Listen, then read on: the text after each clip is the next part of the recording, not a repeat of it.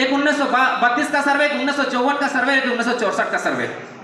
1964 का जो सर्वे है वो अंतिम सर्वे है। हम ये नहीं कहते कि केवल 1932 को लागू कीजिए।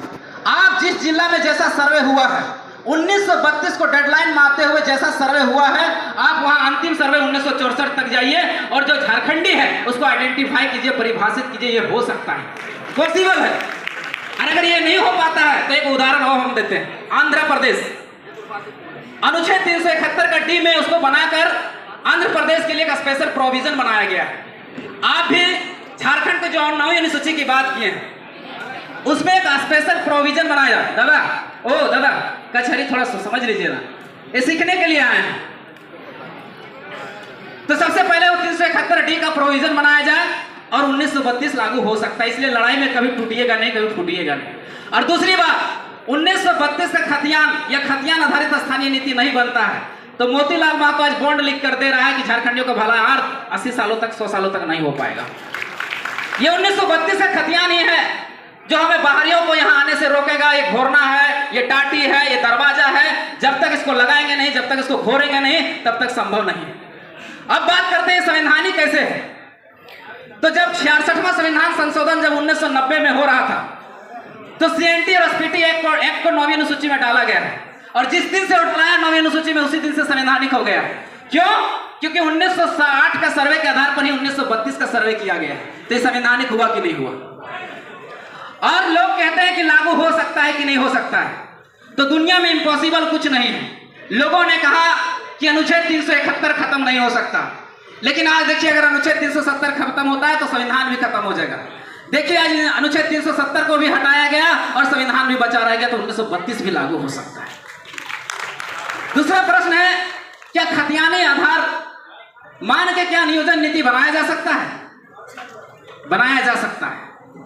हम खतियान से कुछ नहीं कह रहे हैं, खतियान से केवल यही कह रहे हैं कि हमें आइडेंटिफाई कीजिए कि झारखंडी है कौन, और जिनके हाथों में खतियान है वही झारखंडी है, साफ शब्दों में। उसके बाद अब नियोजन का नियम बनाइए। नियोजन का नियम में क्या बनाना है कि 100 में 90 नौकरियां जो अगर सी और डी के निकलेगी तो 90 नौकरियां हमारे होंगे।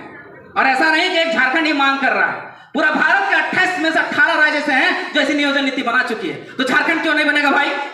झारखंड में क्यों नहीं बनेगा? और हम कहते हैं अगर प्राइवेट की नौकरियां हैं तो उन्हें 75% हमारे बच्चों को दिया जाए। क्या गलत मांग कर रहे हैं? अगर ऑफिसर का पोस्ट है तो उसमें 75% हमारे बच्चों को दिया जाए। क्या गलत मांग कर रहे हैं? ये गलत मांग नहीं है, ये जायज मांग है, ये संवैधानिक मांग है। तो ये हो गई स्थानीय नीति और नियोजन नीति की बात। मुद्दा हम लोगों ने 21 नीतियों को लेकर चला है, स्थानीय नीति, उद्योग नीति, विस्थापन नीति, खनन नीति और टोटल 21 नीतियों का। पर अभी हम 2 नीतियों का बात किए, अब एक नीति की बात करेंगे। दादा हमेशा से सवाल उठाते आ रहे हैं, हमेशा से करते आ रहे हैं कि बीसीसीएल का जो है कोयला खनन करेगा झरिया में, धनबाद में, बोकारो में, गिरिडीह में, और उसका हेडक्वार्टर कहाँ होगा? कोलकाता में। तो दादा एक चीज और जोड़ लीजिए, अभी बीसीसीएल ने कोल गैसिफिकेशन के लिए अभी कोल माइंस को अधिग्रहण कर रहा है। 2 प्रकार के माइंस होते हैं, एक होता है प्रोजेक्टिंग माइंस और दूसरा होता है अंडर माइंस। ई माइंस को 8 कोल माइंस को कोल गैसिफिकेशन के लिए दे दिया गया। इसका मुख्यालय कहां बनाया गया पता है आपको? झारसुगुड़ा उड़ीसा में बनाया जा रहा है। अभी बना नहीं है, इसका विरोध करना पड़ेगा, नहीं तो कोलकाता की तरह बन जाएगा। हम लोग के यहाँ हमारे लोग मांग कर रहे हैं कि झारखंड में बने, धनबाद में बने। धनबाद में क्योंकि यहां से 8 कोल कंपनियां जा रही हैं कोल गैसिफिकेशन करने के लिए। यहाँ से methane gas, carbon dioxide, nitrogen जैसे गैस बनाए जाएंगे और बाहर सप्लाई किए जाएंगे। अरे धुआं का प्रदूषण हम झेलेंगे, लेड पोल्यूशन हमारा होगा, वाटर पोल्यूशन हमारा होगा, और हेडक्वार्टर जाके कहां बनेगा? उड़ीसा में। हाय दुर्भाग्य की बात। और एक चीज और हुआ है, जी किशन रेड्डी जी आए थे, आप लोग को लगा होगा कि केंद्रीय मंत्री आए हैं झारखंड को कुछ दे के जाएंगे। अरे नहीं रे बाबा, ना खेला हो लो, आपको देने नहीं आए, लेने आए थे। आज तक कोल माइंस का अधिग्रहण कितना था जानते हैं? 10 किलोमीटर तक, उसको बढ़ाकर कर दिया गया 75 किलोमीटर तक। 3 चीजें होती है, एक होता है औद्योगिकरण और दूसरा होता है निजीकरण और तीसरा होता है उदारीकरण। निजीकरण कंपनियों को निजी हाथों में दे दिया गया। अब मतलब यह सीसीएल, बीसीसीएल, ईसीसीएल कंपनियां यहां नहीं लीज लेंगी। लीज कौन लेगा? टाटा लेगा, अंबानी लेगा, प्राइवेट कंपनियां लेगी। जमीन आपका जाएगा और आपको खटाएगा भी कितना में? 8,000 10,000 रुपया में। कितनी कंपनियां जानते हैं? टाटा आ गया है, आपका अंबानी आ गया है, अडानी आ गया है, और दायरा बढ़ा दिया कितना पता है? सबसे दुर्भाग्य की बात, आज तक कोल माइंस का जो अधिग्रहण का क्षमता था, अधिग्रहण करने का भूमि का, वो 10 किलोमीटर के रेडियस तक था, लेकिन इसको बढ़ा कितना दिया है मोदी सरकार ने पता है आपको? 75 किलोमीटर तक। अब कोई भी प्राइवेट कंपनी अगर इसको लीज लेती है तो धनबाद से कोड़ना शुरू करेगी, सीधे गिरिडीह तक खत्म। टाटा बाबा, झारखंड गया बाबा। ये तो दुर्भाग्य की बात है झारखंड का। अब थोड़ा सा झारखंड की स्थिति और परिस्थिति में बात करेंगे। स्थिति और परिस्थिति झारखंड का क्या है इससे समझिएगा। थोड़ा बजट और जीडीपी को समझना पड़ेगा। आज हमारा झारखंड का जीडीपी है 1 करोड़ 16,48,000, इतना इसका बजट है। और तेलंगाना का बजट जो 10 साल पहले जो राज्य अलग हुआ, उसका बजट है 2,91,000। कितना डिफरेंस है आप समझ लीजिए 10 सालों में।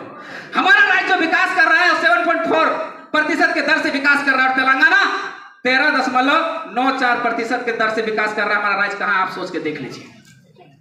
बात करेंगे शिक्षा का, बहुत अच्छा तो अबुताओ ने बोला शिक्षा पर। अगर दुनिया चलेगी, शास्त्र भी कहते हैं कि विद्या विनय देती है, विद्या विनय देती है, विनय से पात्रता आता है, पात्रता से नौकरी लगती है, नौकरी से धन की प्राप्ति होती है, धन से धर्म, और धर्म से सुख की प्राप्ति होती है। लेकिन यहां सबसे पहले विनय को ही खत्म कर दिया गया, विद्या को ही खत्म कर दिया गया।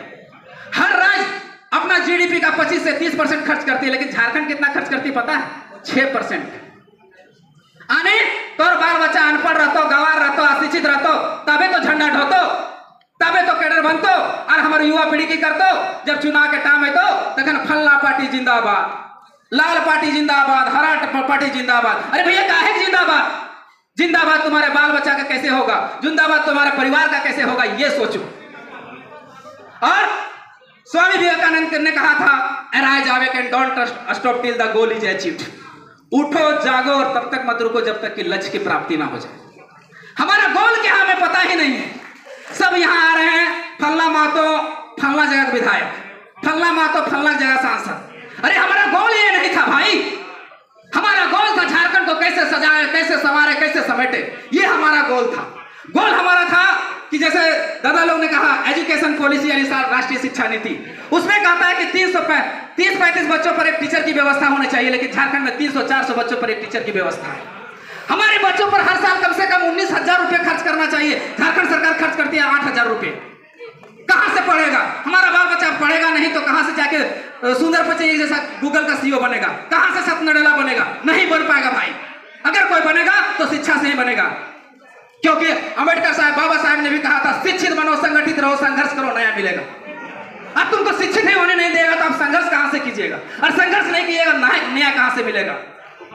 सोचने वाला विषय है। अब बात करते हैं हेल्थ सेक्टर की। हेल्थ सेक्टर की दीदी, एक डॉक्टर दीदी बैठी हुई है यहाँ पर। हमारे यहाँ झारखंड में सबसे गिरा हुआ अगर व्यवस्था है तो हेल्थ सेक्टर की व्यवस्था है।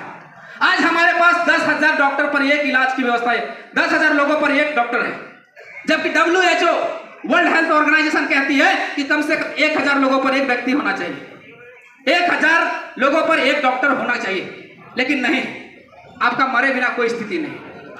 तीसरा मुद्दा है, क्योंकि ये युवाओं का है तो युवा लोग के लिए बात करना जरूरी है। सबसे ज्यादा बेरोजगारी की मुद्दा है, अनएम्प्लॉयमेंट।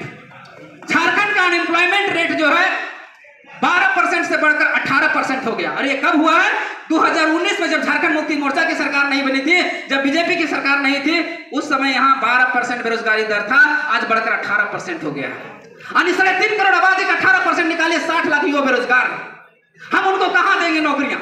ये सरकारें तो कह दी है कि हम आएंगे, स्थानीय नीति बनाएंगे, नियोजन नीति बनाएंगे, विस्थापन नीति बनाएंगे, खनन नीति बनाएंगे। अरे भैया तुम अपना मैनिफेस्टो ही तो बता लो। लेकिन नहीं किया सरकारों ने। तो हमें सबसे पहले लोगों को रोजगार कहां देंगे? हमारे पास देखिए, हमने कारण केवल कहा, सॉल्यूशन नहीं बताया। अब हम सॉल्यूशन बताएंगे। हमारे पास 2800 लिस्टेड कंपनियां हैं, 2800, जबकि उत्तराखंड हमारे साथ अलग हुआ, उसके पास 3,000 कंपनियां हो गई। हमारे साथ 36,000 कंपनियां हो गई, उसके पास 2,900 कंपनियां हो गई, लेकिन हमारे पास मात्र 2800 में अटक गए। अब इन कंपनियों की बात अभी छोड़ देते हैं, हम सरकारी नौकरी की बात करते हैं। कार्मिक विभाग की डाटा है कि हमारे पास 5.5 लाख सरकारी नौकरियां हैं। और सरकारी नौकरियां मिल क्यों नहीं रही है? क्योंकि हमारे पास एक स्थानीय नीति, एक नियोजन नीति नहीं है। आज जितनी भी नौकरियां निकलती है हाई कोर्ट सुप्रीम कोर्ट के चक्कर काटते रहती है और वहां जाके फंस जाती है। सीजीएल का एग्जाम 10 सालों से अभी तक नहीं हुआ, जेपीएससी का एग्जाम 5 सालों से नहीं हुआ। हम बता देना चाहते हैं कि दुर्भाग्य की बात है कि मोतीलाल महतो जेपीएससी निकाला हुआ स्टूडेंट आज आपके पास भाषण दे रहा है। दुर्भाग्य की बात है, हम नहीं आते यहाँ पर, लेकिन हमें 5 साल पढ़ते कलम घिस गया। 2022 में एक एग्जाम देते हैं वो भी पेपर लीक। इसके लिए तो झारखंड नहीं बनाए थे। जेटेट का एग्जाम 6 सालों से नहीं हुआ और जितना भी वैकेंसियां होती हैं सब बाहर के लोग नौकरी लेके चले जाते हैं, जबकि अन्य राज्यों के अगर नियोजन नीति को पढ़ें तो वहां बैरिकेडिंग लगा हुआ है, वहां घोरना लगा हुआ है। और यहाँ अभी पीजीटी का वैकेंसी दिया, आप लोगों ने देखा होगा। पीजीटी के वैकेंसी में 70 से 75% बाहर के लोग घुस गए। पब्लिक प्रोसिक्यूटर की नियुक्ति हुई 113 पोस्ट में 72 को बाहर के लोग घुस गए। कृषि पदाधिकारी की नियुक्ति हुई 29 पोस्ट में करीब 20 को लोग बाहर के लोग घुस गए। कनीय अभियंता की नियुक्ति हुई 617 पोस्ट में 400 लगभग बाहर के लोग घुस गए। तो हम यहाँ क्या तंबूरा बजाने के लिए झारखंड को लिए थे? झारखंड को इसलिए तो नहीं लिए थे। जब भी चुनाव आता है दोस्त अपने में है, दोस्त अपने में है।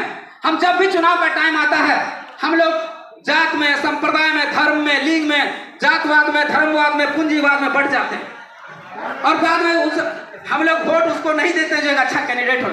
आज हम घोषणा करना चाहते हैं कि पूरा झारखंड में जितना 14 लोकसभा है, 14 लोकसभा में जयराम महतो जैसा कोई कैंडिडेट नहीं था, कोई कैंडिडेट नहीं था। हम पूरा ऐलान करते हैं आपको।